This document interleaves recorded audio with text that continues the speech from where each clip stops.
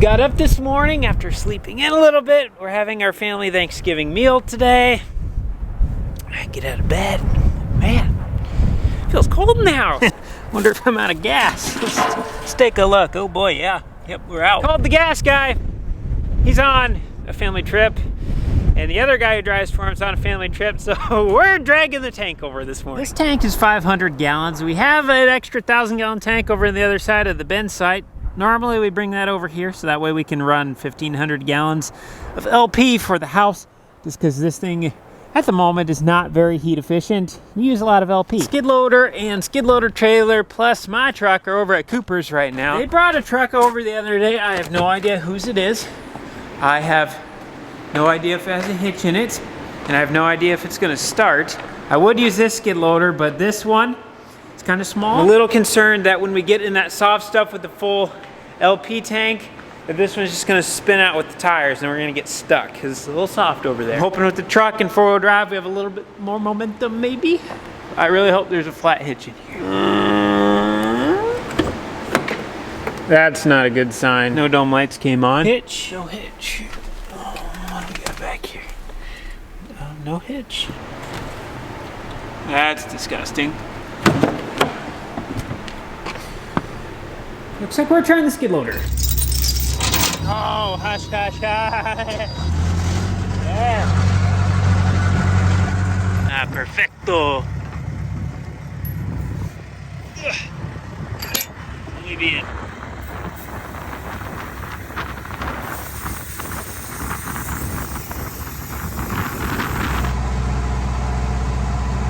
Exactly what I didn't want. Too soft down here. I'm just gonna rip it up.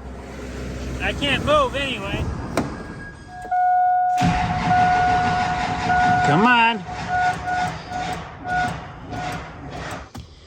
It's okay, you can't help being what you are. Ooh, drunk. Every truck is so different. There we go.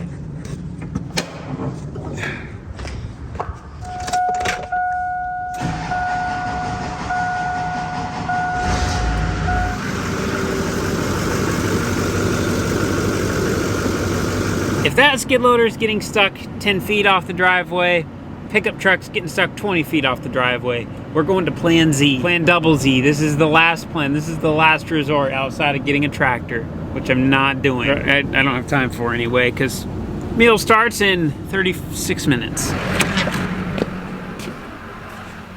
¿Dónde está el skid loader? Hola, gato.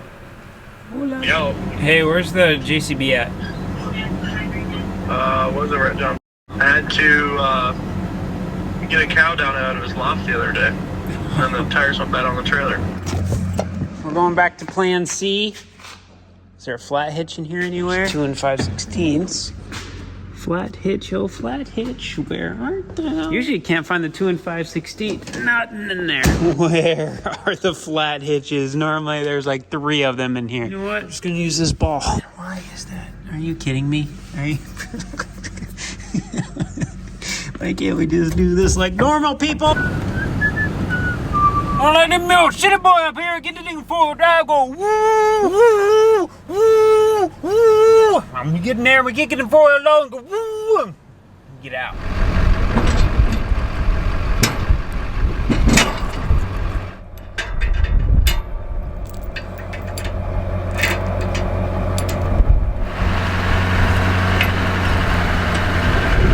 I didn't rip that up that bad. Nothing, a few hours with a rake and some extra dirt and grass seed won't fix.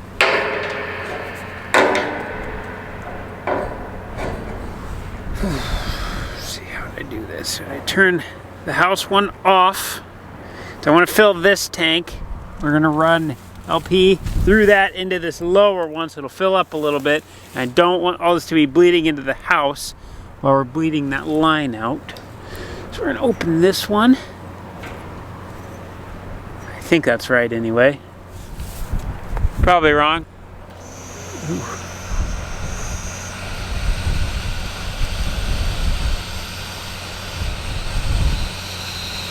I don't know how far to open that. She was empty. Wow. Never done a furnace before, but Like 10 years ago, I did do a boiler, like a hot water heater for one of my friends' dads who didn't know how to do it. But I think this should probably be about the same. I don't know how bleeding a gas line goes. If you run a diesel tractor out of diesel fuel, for example, you got to take off the filters, then you got to fill them with diesel fuel so that way it gets all the air out of the system. I don't know if this is the same way since we ran out of gas in this gas line. This yellow one coming in is the gas line.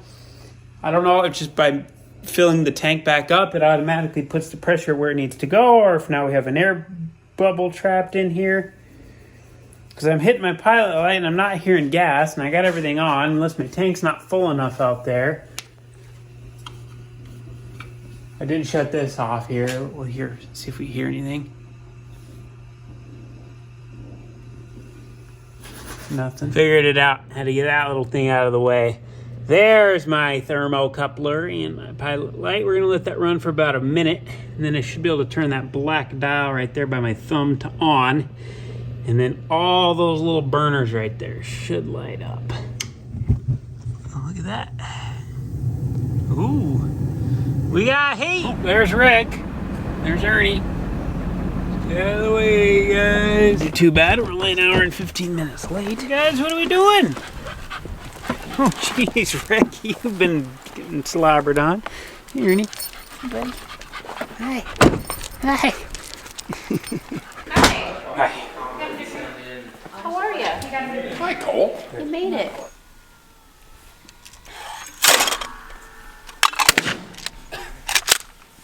Polluting our field. Oh, no! You're a mile to the left. Gee. You shoot? I don't know if I should with my stitches. Ready to go again. Alrighty. I might help break them. Tip it this way a little bit. Yeah, because it throws my arm back Main pretty thing good. is it's on safety when you're not. Can you shoot with the other shoulder? I don't know. Okay. I don't know if I can get my eye to do the correct thing on that shoulder. I'm gonna be able to fill my box back up with pigeons. Got it! Got it. It's a good day.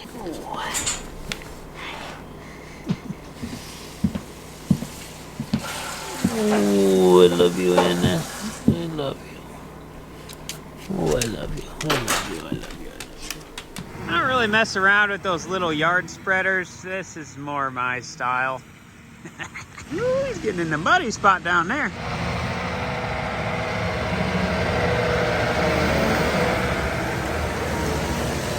Wow, that stuff spreads far. I like this. I like this a lot. This is the same fertilizer we put out on the field. See all these little white dots? So we got some potash in there. Well, we got P and K. So potassium and phosphorus. Same exact stuff anybody would put on their yard. Just instead of using all those little hand spreaders, I just said, hey, would you guys want to run that over it real quick? Charges us about $7 an acre to do that. So that literally costs $7 in labor to do the yard. And that took him a whole 30 seconds. I love it. Best $7 I've ever spent. We got all the fertilizer over here. We have a purple yard. The bottom of the yard down by the road, the fertility is awesome because that soil's been undisturbed for a really long time. That grass will literally grow 3 times as fast down there. That'll be 10 inches tall. And then up here at the top, especially along the edge over there, it'll have hardly grown. Literally, like maybe an inch. Well, that grew like 6. I can't remember if I told them to back off the rate or not for the fertilizer. Otherwise, the yard is getting what the fields get. I don't think you did.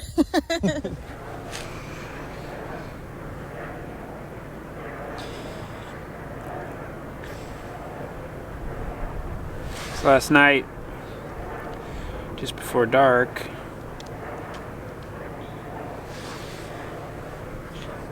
I guess Maverick was at Cooper's house, and so Cooper lives with Presley, and they run a semi business out of where they live. So they have 3 semis in their shop and 3 trailers, and they're going in and out doing different stuff, and they're working on semis all day in the shop, power washing them, cleaning them up and stuff. And Maverick and Willow were together in the shop, just sleeping, running around doing what they always do. And the day comes, they went to go hook up a trailer and take off with it, so they started work tomorrow and today now. Semi was leaving the driveway, going down the driveway. They have a fairly long driveway, probably a little bit longer than mine. And I guess Maverick must have been chasing the mud flap on the back. Somehow he got ran over. So Maverick passed away. Just got a call a little bit ago from Dad. Anna, the last, probably year, she's been going blind, deaf. She can't see anything, she can't hear anything. She just likes to sleep a lot. She's, okay in the house, and sometimes her back legs seem to get a little weak, and, maybe she might tip over a little bit, but she usually catches herself. Yesterday morning, 4:30, Mom and Dad heard a noise downstairs. Go down there, here's Anna laying in the middle of the floor.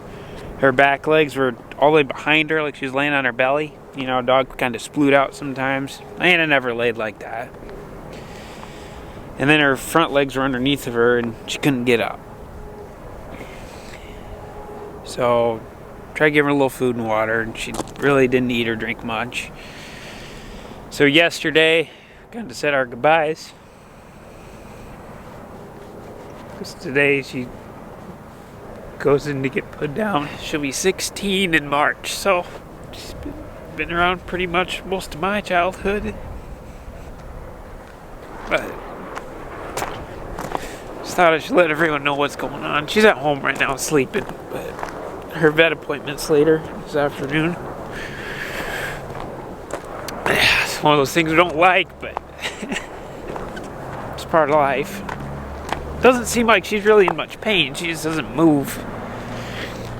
She hardly drink any water now or anything. She might stick her nose in it and stick her tongue a quarter way out and take 1 or 2 laps, and then she's done. And she's starting to get lost around the house now and stuff too, but I was able to take her out for one last lap around the house yesterday. She actually walked the whole thing, and so I let her know kind of what's going on.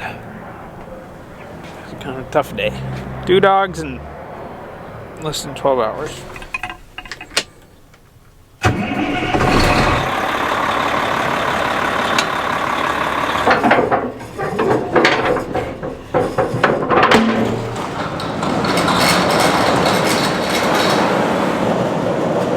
You didn't bring any hydraulic oil with you by chance, did you?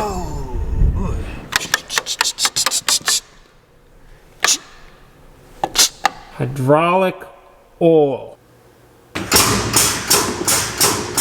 Before we go, I'm gonna run in, say a final goodbye to Anna.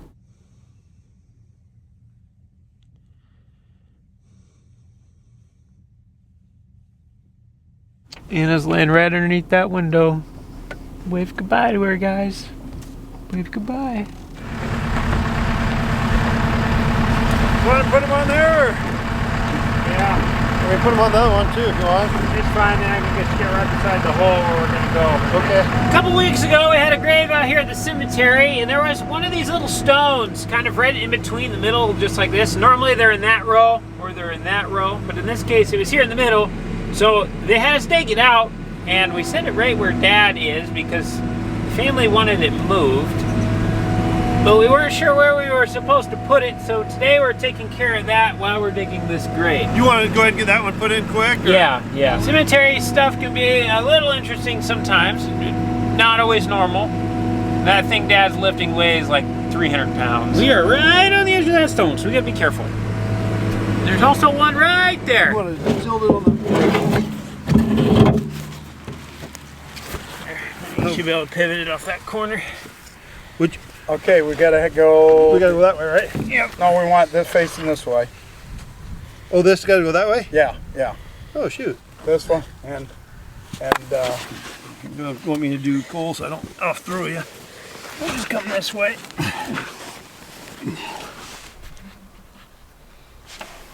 We are in a very tight area. From this cement slab to where that flag is 8 feet. And I need 8 feet, just shy of 8 foot to get a vault in. But from that flag over to the edge of this is 8 feet. So they're allowing us 16 feet. There ain't no room for error. If we accidentally over dig and the vault gets moved over, we are messed up. And now I'm running a challenge here, taller stone here. I got to be very careful when I'm digging. This doesn't hit that stone. So sometimes when we come out of the cemetery, it's not like we can just zip out here, dig really fast and get out. We might be here for 3 hours.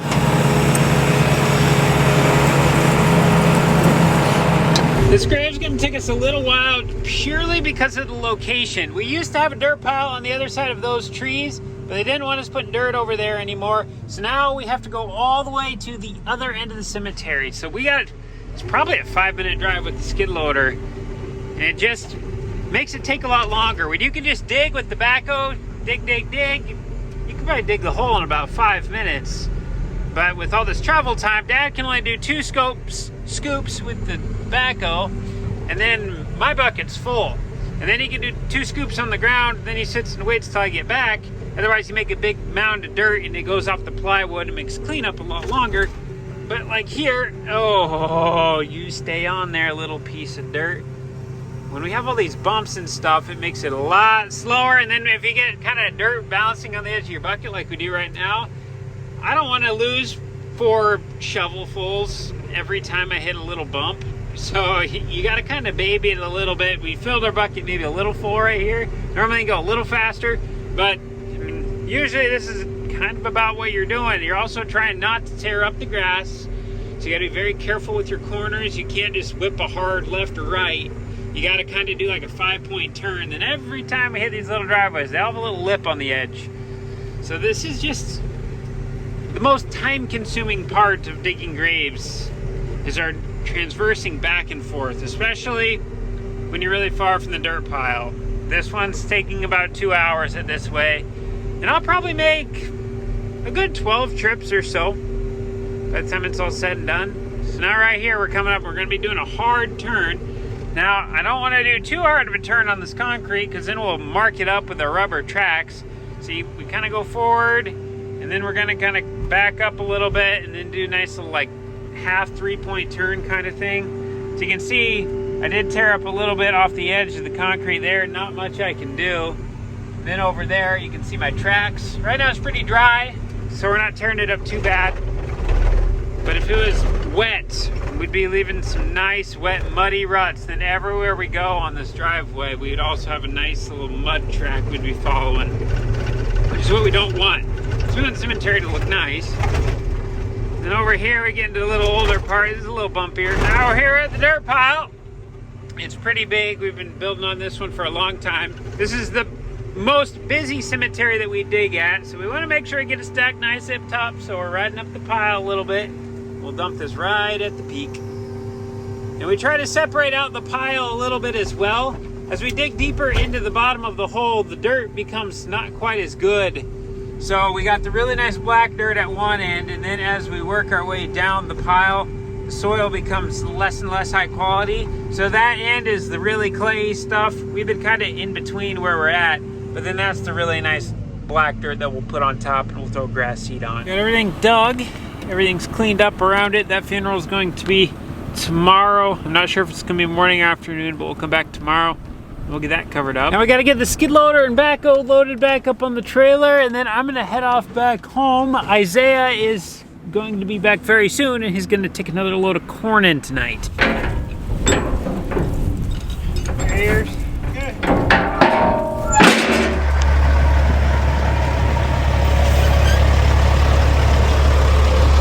Right there's good. Better eat.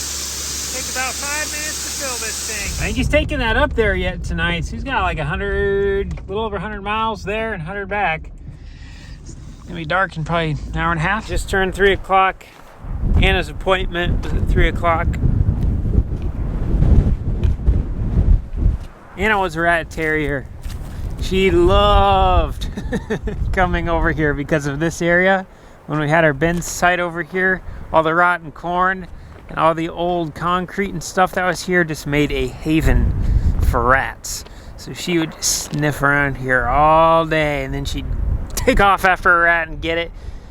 They just run away. Rats squeal when they run, and Anna just pick up on that like a hawk and just take care of them. Don't mind the dirty window, but I guess Ronnie is pulling in for a load of corn as well. I want to make it clear that the Maverick incident was a complete accident and nobody was at fault. Cooper left his dog at home that day because him and Dad were running around at Krista and Rusty's loading up beans. So they were going to be running augers, they were going to be moving grain carts, they were going to be moving semis. So they just didn't want Maverick to be overwhelmed in that environment since he's still a puppy, you know, and they didn't want an accident to happen over there if he was distracted by something. So Cooper left Maverick at home.